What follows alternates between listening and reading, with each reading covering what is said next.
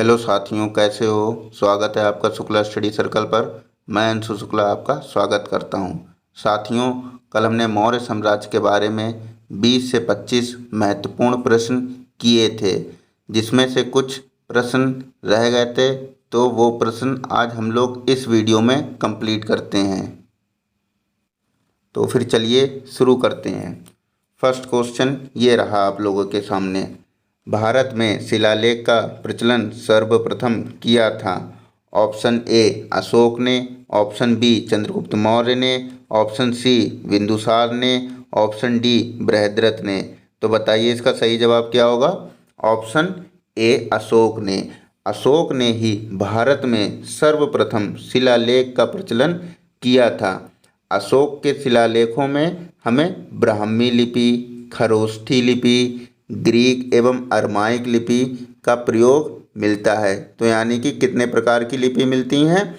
Brahmi, Kharoshthi, Greek व Aramaic, यानी 4 प्रकार की हमें लिपि मिलती हैं। और ब्राह्मी लिपि के अभिलेख हमें कहाँ मिले हैं। भारत में मिले हैं। और खरोष्ठी लिपि के अभिलेख हमें कहाँ मिले हैं।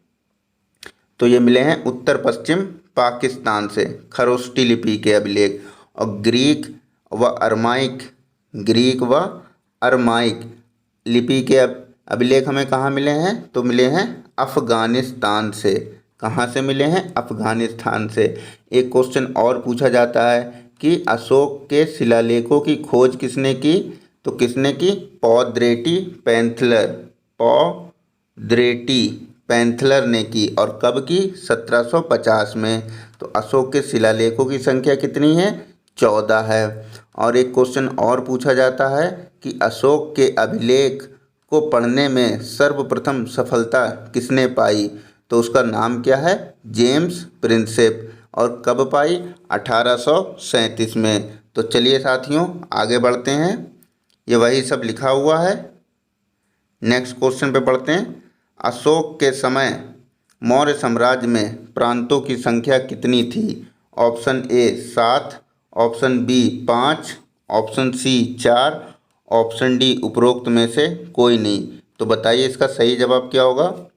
तो मौर्य के साम्राज्य में प्रांतों की जो संख्या थी वह 5 थी। कितनी थी। 5 थी। तो कौन कौन से प्रांत हैं।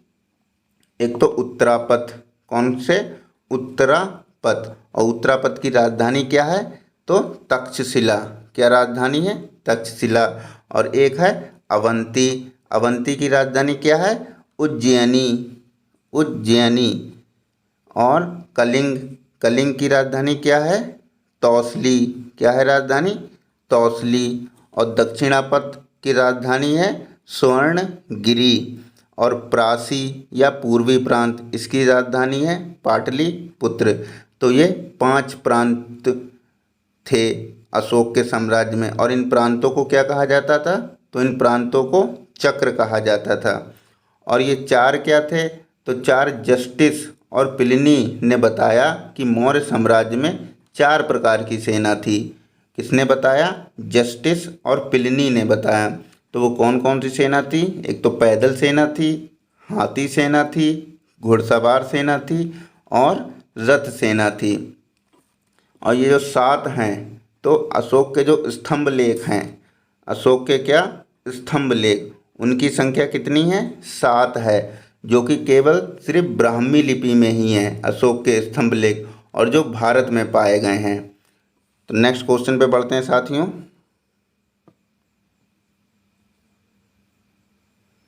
अशोक अर्थशास्त्र में तीर्थस्थ अधिकारी के रूप में किसका उल्लेख है। ऑप्शन ए चर, ऑप्शन बी नायक, ऑप्शन सी तीर्थ, ऑप्शन डी गोप। तो बताइए इसका सही जवाब क्या होगा।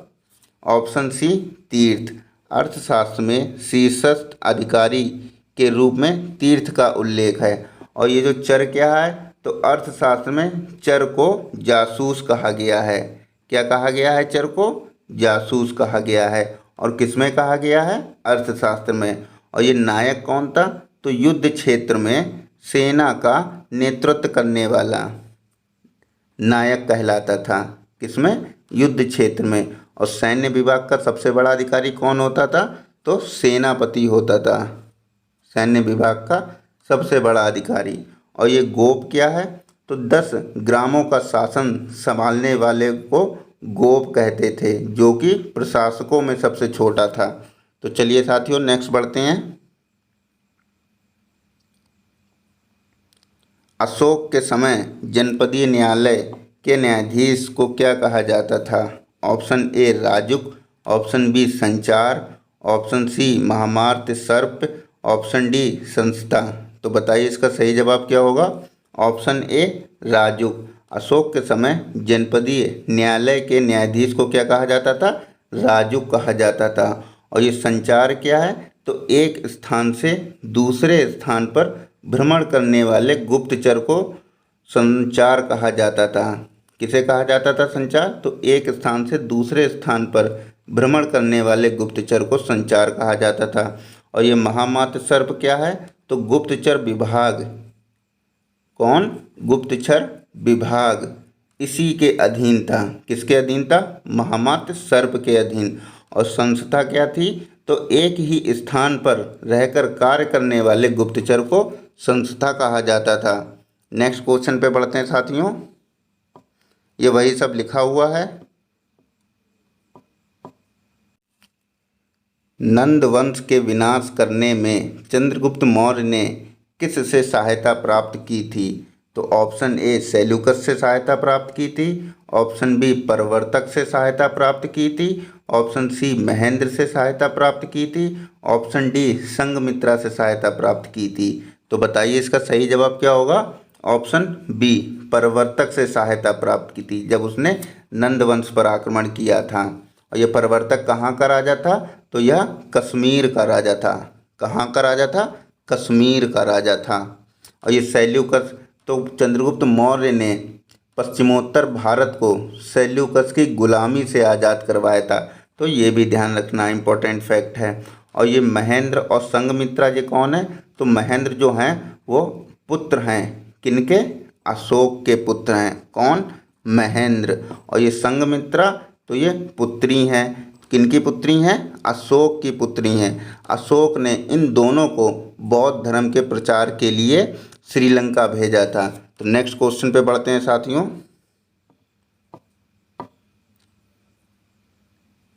अशोक की धार्मिक यात्रा का क्रम में कौन सा समूह सही है? ऑप्शन ए, मतलब अशोक ने धार्मिक यात्रा कहाँ से स्टार्ट की और कहाँ पे इनका अंत किया, तो वही पूछा गया है। ऑप्शन ए गया, कुशीनगर, लुम्बिनी, कपिलवस्तु। ऑप्शन बी में गया, लुम्बिनी, कुशीनगर, कपिलवस्तु। ऑप्शन सी गया, कपिलवस्तु, कुशीनगर, लुम्बिनी। ऑप्शन डी में गया, कुशीनगर, कपिलवस्तु, लुम्बिनी। तो बताइए इसका सही जवाब क्या होगा? Option A. तो अशोक ने जब अपनी धार्मिक यात्रा आरंभ की तो सर्वप्रथम वह गया में गया, फिर कुशीनगर, फिर लुम्बिनी, फिर कपिलवस्तु। एक क्वेश्चन और पूछा जाता है कि जो उसने गया की जो यात्रा की थी वह अपने 10वें वर्ष में की थी। कब की थी? 10वें वर्ष में। और लुम्बिनी की यात्रा 20वें वर्ष में की थी। तो ये भी ध्यान रखना। नेक्स्ट क्वेश्चन पे बढ़ते हैं साथियों। अशोक ने 10वें वर्ष बोध गया की यात्रा की तथा 20वें वर्ष लुम्बिनी की यात्रा की। नेक्स्ट क्वेश्चन, अशोक के किस अभिलेख में कहा गया कि उसने लुम्बिनी में धम्म यात्रा के दौरान भू राजस्व की दर घटा देने की घोषणा की गई थी? तो बताइए इसका सही जवाब कौन सा होगा? रुम्मीदेई अभिलेख, कौशाम्बी अभिलेख, सारेकूना या कंधार अभिलेख, प्रयाग स्तंभ लेख। मतलब क्वेश्चन ये कहा गया है, जब अशोक ने लुम्बिनी में धम्म यात्रा की तो उसी दौरान उसने भू राजस्व की दर घटा देने की घोषणा की गई थी। तो यह किस अभिलेख में उल्लिखित है? रुम्मीदेई अभिलेख में उल्लिखित है, कौशाम्बी अभिलेख में, सारेकूना या प्रयाग स्तंभ लेख। तो इसका जो करेक्ट आंसर होगा वह होगा रुम्मीदेई अभिलेख में। और कौशाम्बी अभिलेख क्या है? तो इसी को रानी का अभिलेख भी कहा जाता है। किसे कहा जाता है रानी का अभिलेख? तो कौशाम्बी अभिलेख को रानी का अभिलेख भी कहा जाता है। और जो सारेकूना या कंधार अभिलेख ये ग्रीक एवं अरमाइक भाषाओं में प्राप्त हुआ है। कौन सा अभिलेख ग्रीक और अरमाइक भाषाओं में प्राप्त हुआ है? सारेकूना या कंधार अभिलेख। और प्रयाग स्तंभ लेख तो यह पहले कौशाम्बी में स्थित था। कहाँ था ये पहले? कौशाम्बी में, जो अकबर ने इलाहाबाद के किले में स्थापित करवाया था। तो आप लोग ये भी ध्यान रखना। नेक्स्ट क्वेश्चन पे बढ़ते हैं साथियों। मौर्य काल एग्रोनोमाई किसे कहा जाता था? मतलब मौर्य काल में एग्रोनोमाई किसे कहा जाता था? भवन निर्माण अधिकारी को, कृषि विभाग अधिकारी को, माप तौल का अधिकारी, सड़क निर्माण का अधिकारी। तो बताइए इसका सही जवाब कौन सा होगा? सड़क निर्माण का अधिकारी क्या कहलाता था? एग्रोनोमाई कहलाता था। नेक्स्ट क्वेश्चन पे बढ़ते हैं साथियों।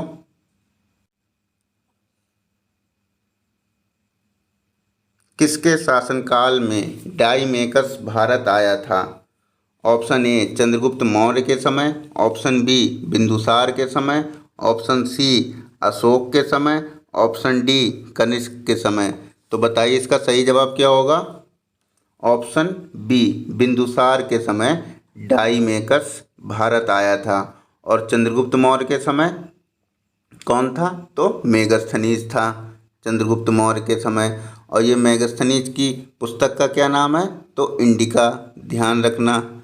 और ये मेगस्थनीज किसका राजदूत था? तो सेल्यूकस निकेटर का राजदूत था। कौन था सेल्यूकस निकेटर का राजदूत? मेगस्थनीज। और बिंदुसार के दरबार में डाइमेकस या डीमेकस भी बोलते हैं। और अशोक के दरबार में डायनोसियस आया था।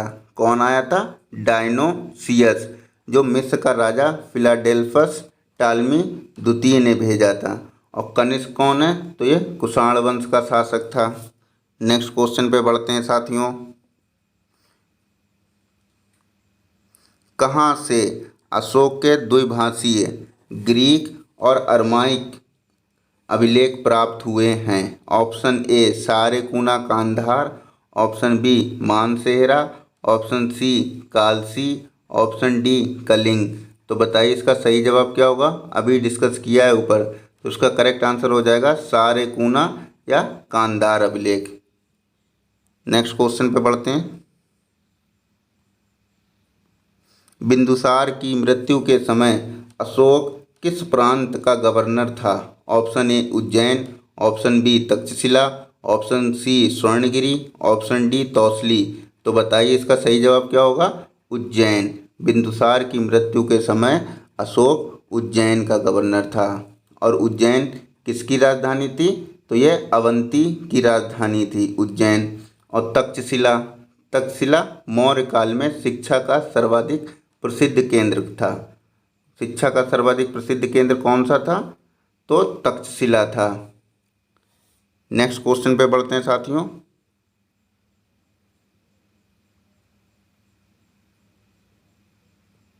अशोक के मानसेहरा, जो कि पाकिस्तान में है, एवं शहबाजगढ़ी, वो भी पाकिस्तान में है, से प्राप्त बृहत शिलालेखों में किस लिपि का प्रयोग हुआ है? ऑप्शन ए खरोष्ठी लिपि, ऑप्शन बी संस्कृत लिपि, option C Tamil, option D यूनानी। तो बताइए इसका सही जवाब क्या होगा? ऑप्शन ए खरोष्ठी लिपि का प्रयोग हुआ है। नेक्स्ट क्वेश्चन पे बढ़ते हैं साथियों। सारे इंपॉर्टेंट क्वेश्चन हैं।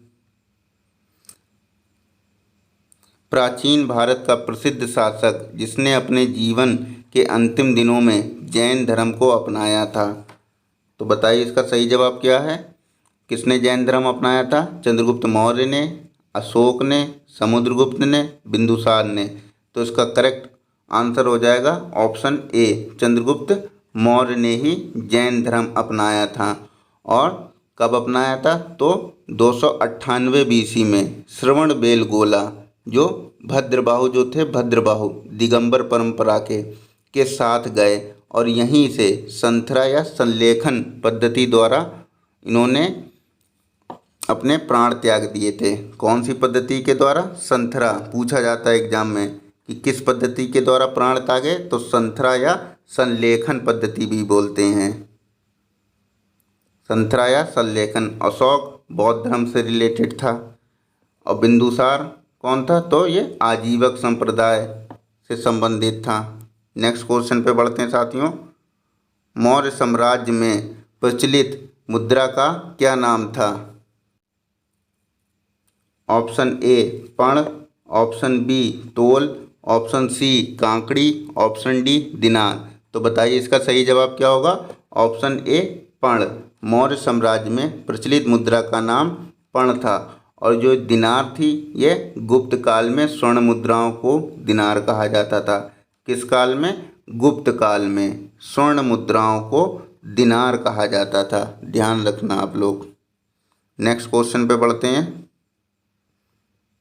निम्नलिखित में से किस शहर में अशोक के शिलालेख नहीं मिले हैं? Option A Girnar, option B Kandahar, option C Pataliputra, option D Topra.